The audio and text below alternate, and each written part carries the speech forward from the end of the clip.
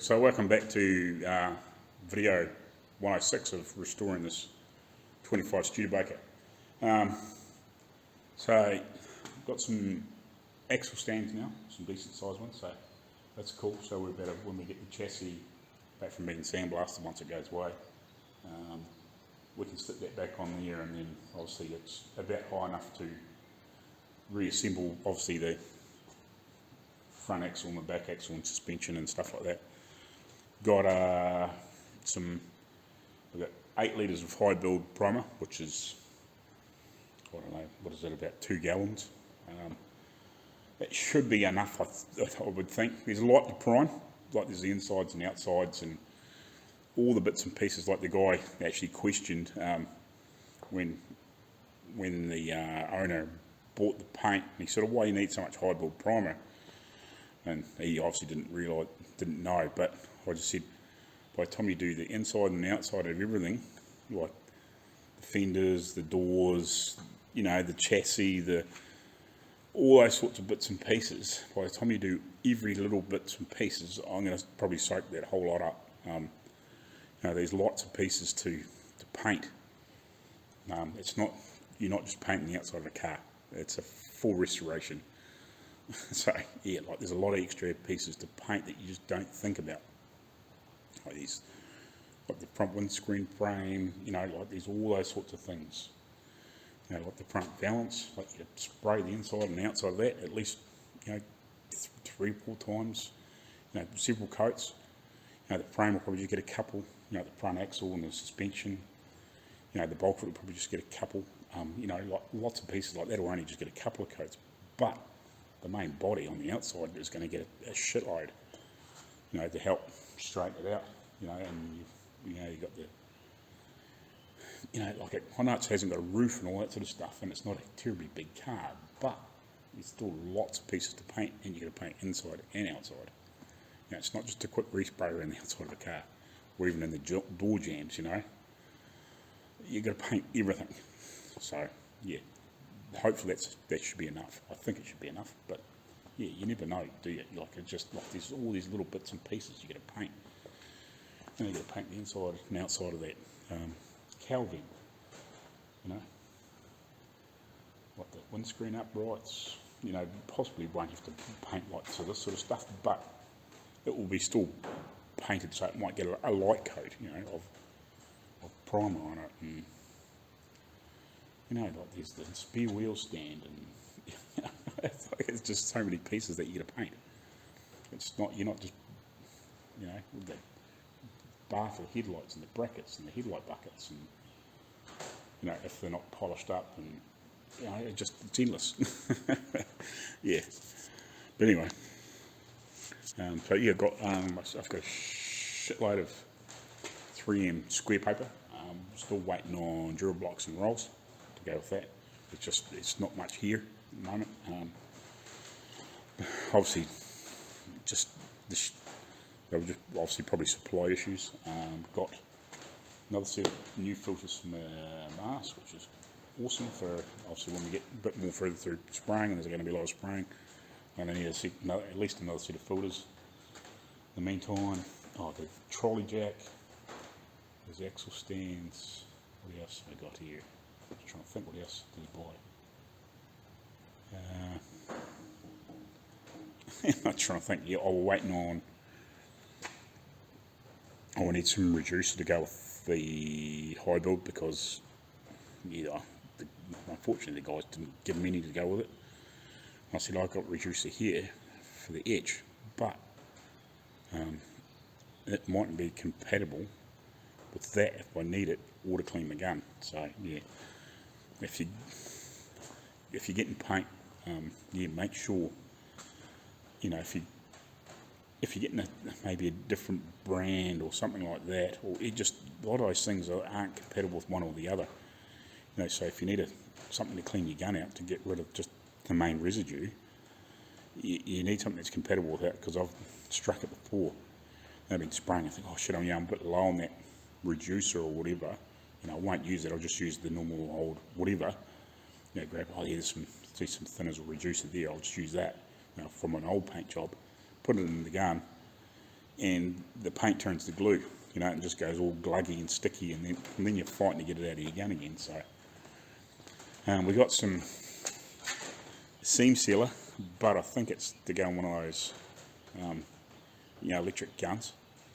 So we need to probably change that and get something else. That's the biggest problem here. Like I said, I think it was yesterday in yesterday's video, it might have been one of the paint suppliers that was here, Marko tools, that did a lot of sandpaper and stuff. Like they had a shitload of that sort of stuff. You know, you could go in there and there'd just be like a wall of plastic mixing cups. Actually, something we need to get. Mixing cups and spray guns, and you know, just boxes and boxes of like the DAC and stuff. A lot of the guys a lot of the body shops used to go there and get it from them because they had so much of it, and they had like, you know, they had the good high end 3M, and then they had a couple other levels that were actually really good too, but that were cheaper. Actually, I had some here. Actually, I've still got some. I think I've got yeah, they had this stuff here, which they had all set up in bags. It's not 3M, but it's like it's still really, really good. Like for some of those, you know, funny brands that come in. That was one of the ones that, I don't know, it doesn't actually have a brand on it, but it was good to use, you know, and it lasted, and you know, it wasn't probably quite as good as 3M, but it was better than some of the other brands, you know, like Norton. I hate freaking Norton paper. It's alright, wet and dry, but that's about it. But yeah, so yeah, obviously, yeah, be careful when you if you're getting lots of high build and more that sort of bits and pieces, make sure that you're getting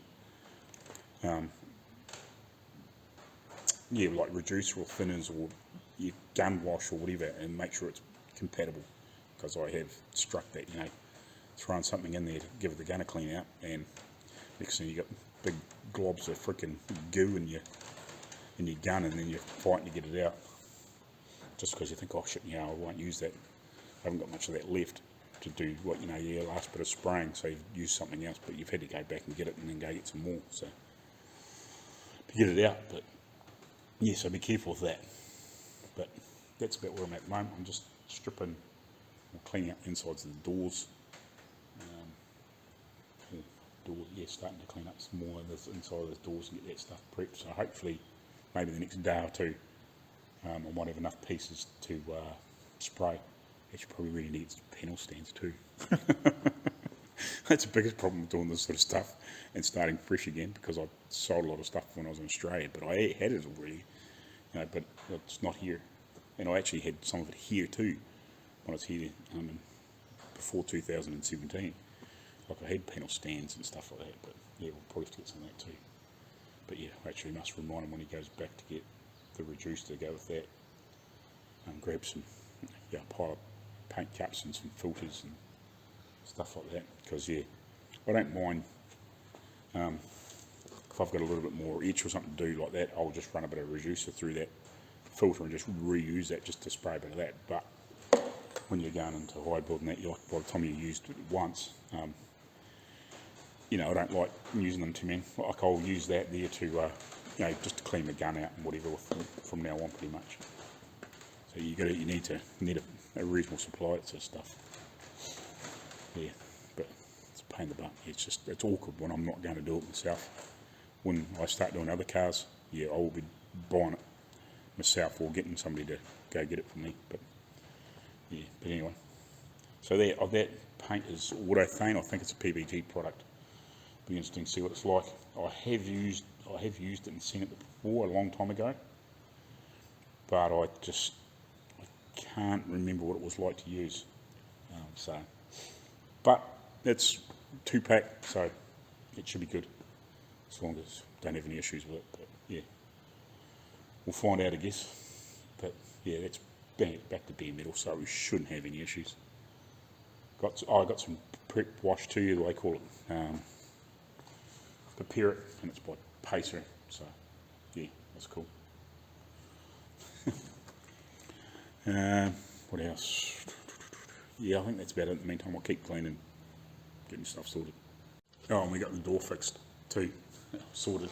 The owner of the shed got his builder mate to come down and actually set up some scaffolding up there, and they lifted the door at that end and actually shifted that big L bracket across and actually hooked everything up properly.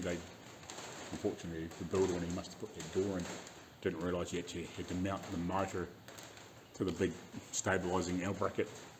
He just had it sort of sitting to the side of it and clamped up with a big U-clamp sort of thing. But yeah, obviously it didn't like it, so after a certain period of time. So hopefully it's right now, we don't have any more issues. Oh, one other thing too, I think we're going to shift the blue racks over to along here, this back wall, where a lot of that crap is, because we've got I don't know how big the milling machine is, but it's coming. There's a milling machine coming and a press. Yeah, so that's cool.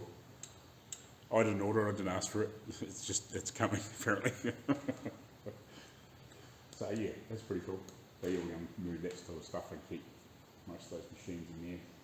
So we might maybe turn one round the other way, so at least we can operate from maybe this side or something. But that'd be pretty cool. And I think we're going to get some extra wire and put it in so we can drop some power points down, so we're not having to run cables. Because yeah, obviously the other day I run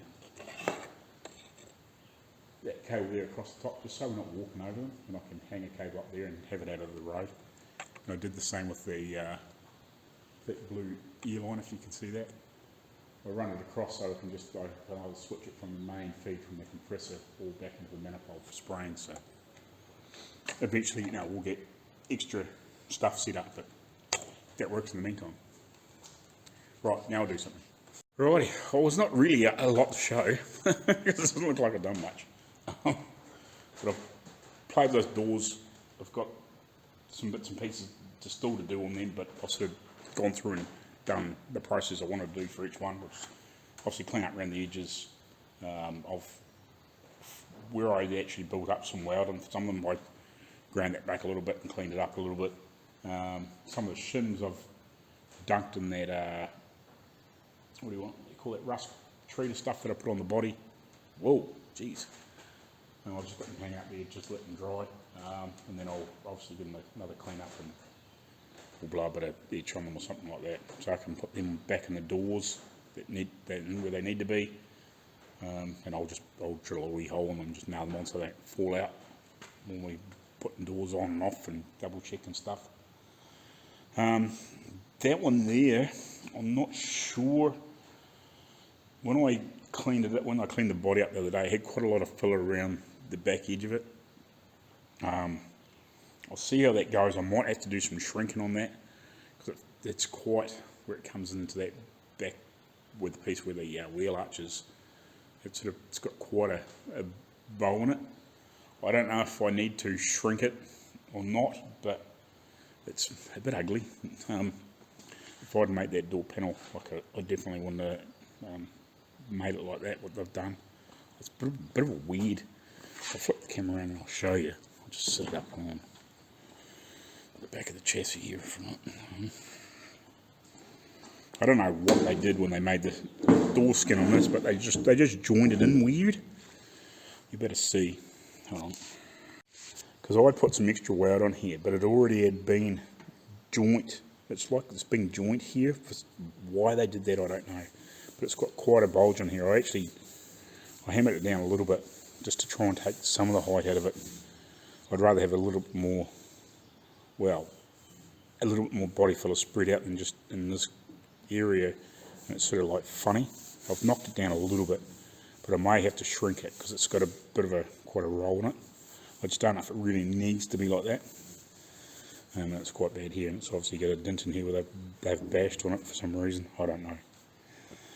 But yeah, if I'd made that skin, I would have at least tried to get it better than that. And they've obviously brazed it, which made it a pain to weld onto, but I got it done. What else have I got to do?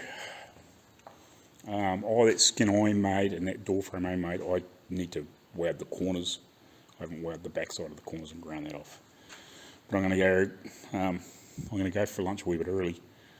I'm going to go grab some of those poly strip discs again, because I've only sort of just got the ends of what's here, so I can strip the outside of that and the other back fenders, wherever they are over there, get them stripped down and cleaned up, and obviously I'll do the best I can on the inside and get them cleaned up and obviously treated and whatever. I'm not sure, I possibly might, I don't know whether to seam seal in here or not, possibly, somebody let me know what they would do. Don't know if it's probably worth doing here against these edges, but yeah, that needs all obviously cleaned up and treated, all the insides of that stuff. And then I'll work on the hood and the sides, and there's the valance that goes over the fuel tank, and then there's that, and that should be the majority of the main outside sheet metal.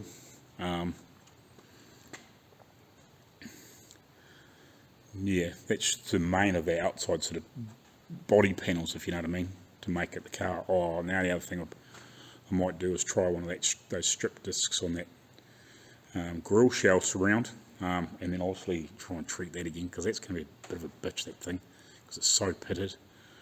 But we'll deal with that. So that's sort of where I'm at the moment.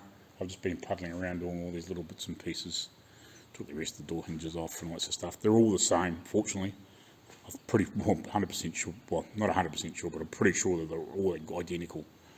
So it doesn't really matter where they go.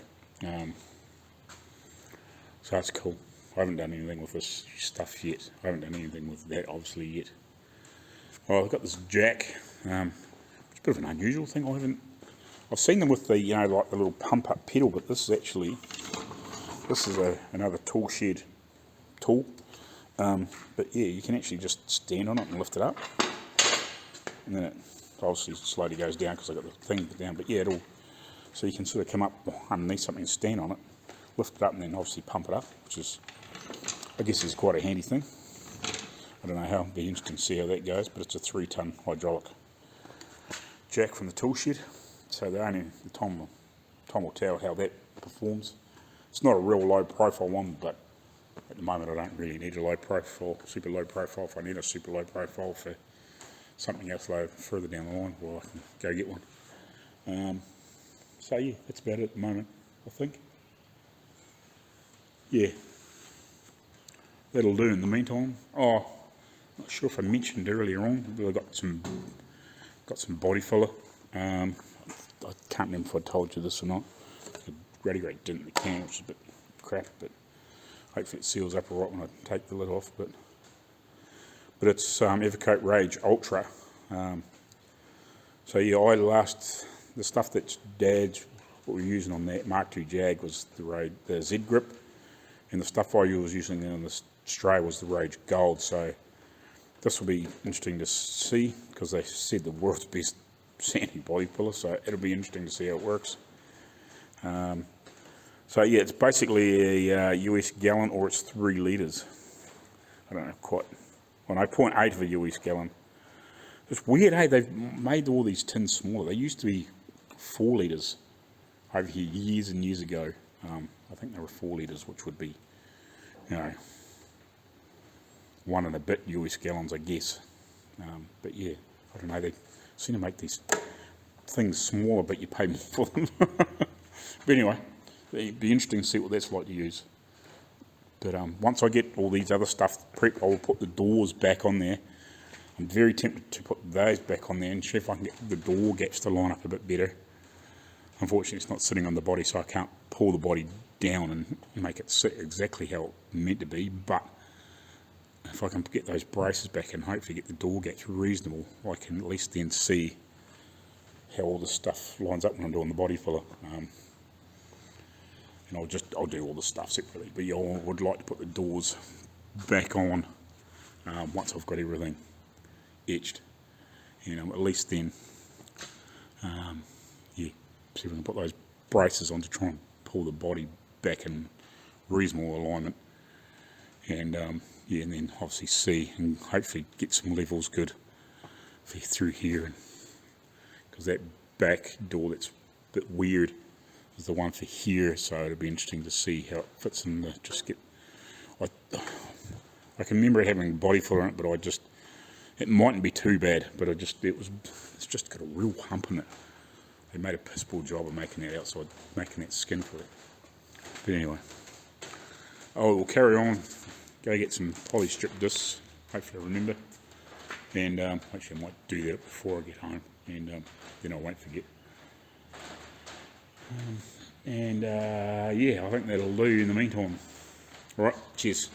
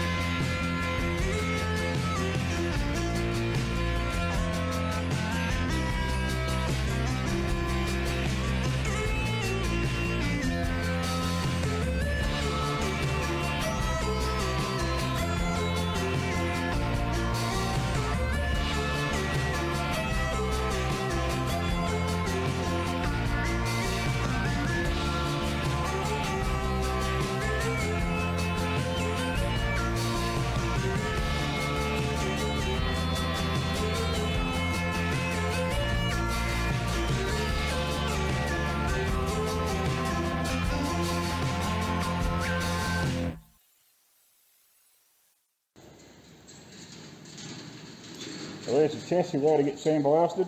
Hopefully you can hear me.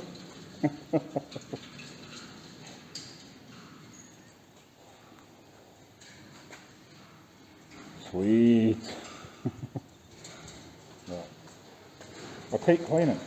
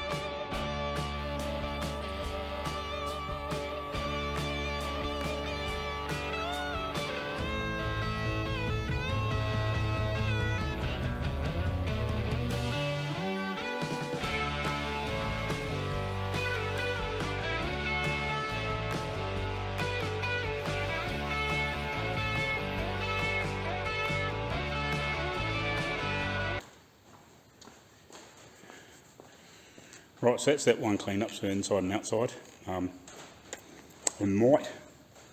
Dad's got a hand sandblaster that you can stick a hose in a bucket. I might grab that just to give them a light flick in the insole where it needs it. Probably the worst, if you know what I mean. And then obviously do we'll probably might do the treatment first and then the sandblasting. But yeah, that's pretty much done. We're actually going to get some panel stands too, so don't say you need some panel stands. Yeah, we've got some coming. We just matter sometimes you forget to ask for things, so that's cool. Yeah, I think I mentioned earlier that we're getting a milling machine as well as I think 20-ton hydraulic press. I think it's just one of the big bottle jack type ones, so that'd be cool. The milling machine might have been handy a wee while ago, but it will still be very handy. What else? That's pretty much it, mate. I'll keep cleaning up stuff. You don't need to see me clean up another one. But yeah, right. I'll keep cleaning, and yeah, I'll bring you back later on when I've done a bit more. Righty, so hopefully the picture through the new camera glass lens and back in front looks good. So I'm going to revisit this piece. Way back, it didn't fit very well, and I split it here. If you can see that, yeah, you can. I split it here and widened it out. Was we bolted it in, I could see that it didn't really fit very well. It's probably been beaten up a few times and all that sort of stuff, but yeah, I split it there and widened it out at the top and split it up to here. I put a patch in here, but I'm just having I've just sort of, well, I'd say roughly cleaning it up. I noticed that in here there's some holes, and the same over on this other side too. There's a couple of little pinholes in it. And if you have a look on here, you can actually see it's quite badly really pitted into the steel. Even over here, it's quite badly pitted into the steel, obviously where it comes up and sits underneath the body. There's also been a lot of trapped water and crap and dirt and shit in there, and it's rotted it through. So I really need to put probably some, at least, either make this whole back piece and weld it in, or I make like probably a repair panel to come up to, it was really bad up to probably about here, or in here, chop part of this out, and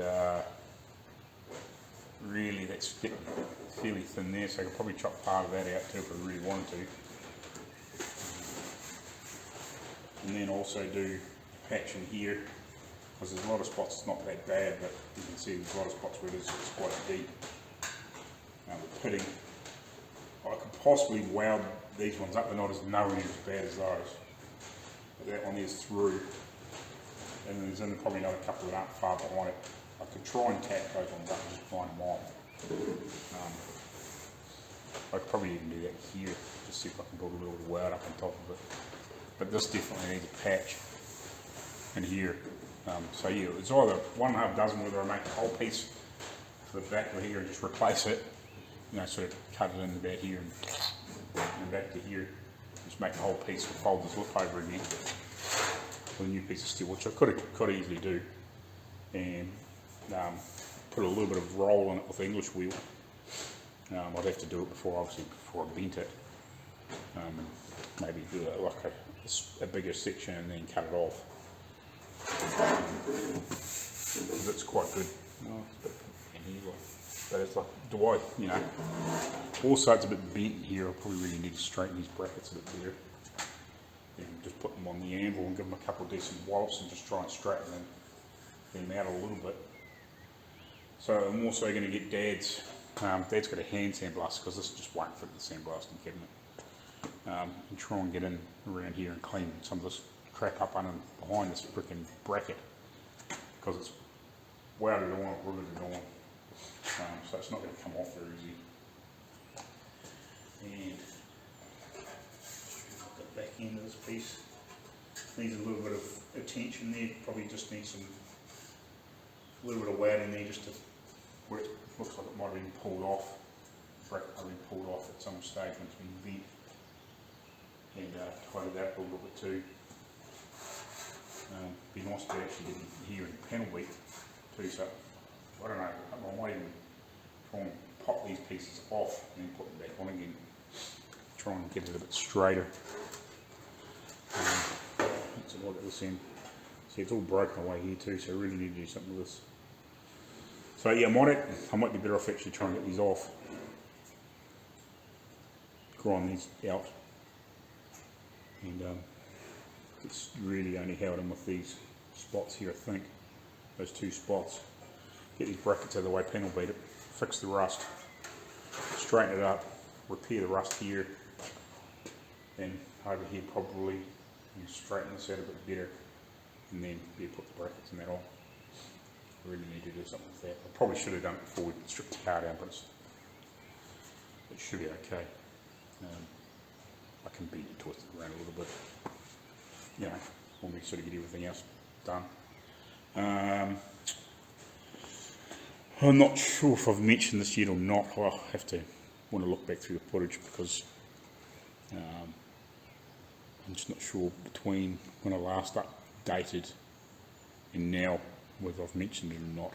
I've made a couple of little shorts for Instagram, but the chassis is gone, but the owner come back and said that the guy's actually going to, when he sandblasts it and cleans it all up, he's going to actually spray the chassis black on it, you know, basically straight away. So he's obviously going to put an etch on it and then blow, like obviously an industrial chassis black on it, which is pretty cool. Hopefully he does a good job, because I don't have to redo it, which would be a pain, but yeah, we'll see how it comes back like. He's got a shop over the other side of town, and apparently he's actually looking for a guy, because he's ended up there sort of by himself. He had a couple part-timers in there, and now he's sort of there by himself. So I've been offered a job there, but I don't think I'm going to take it in the meantime. We've got plenty to do here, but yeah.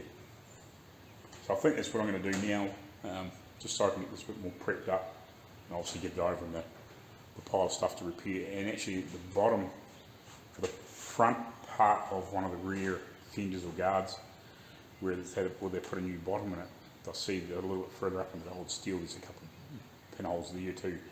So I'm going to have to do a little bit of attention to that before we get too much further. I must have missed them when I was doing the initial straightening out, if you know what I mean. I was always intending to come back and do a little bit more work to them, but yeah, I've missed a few things. You know, obviously you get sidetracked doing other bits and pieces and jumping around a little bit, trying to get things done.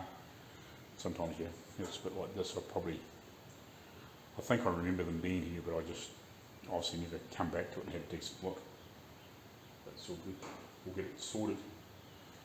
So yeah, I'm just trying to decide, but yeah, I think I'll get these brackets out of the way. At least I can actually get in here and panel with these a bit straighter anyway. So I might see if I can get this off first.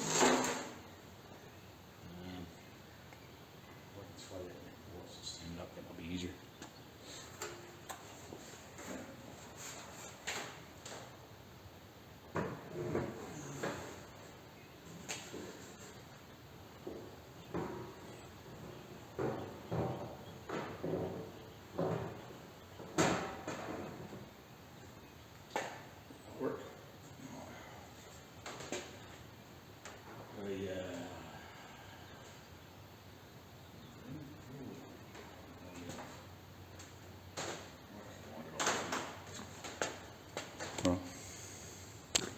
Well, yeah, wobbling around.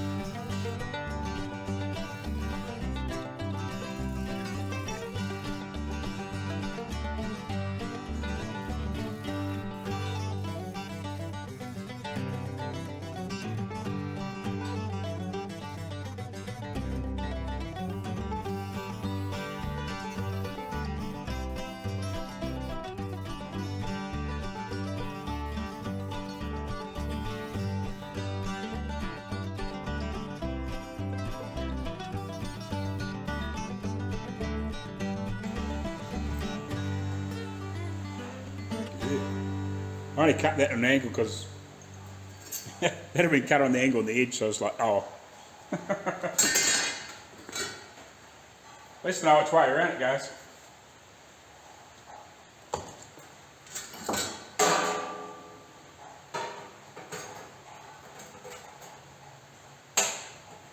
In there somewhere. In there somewhere.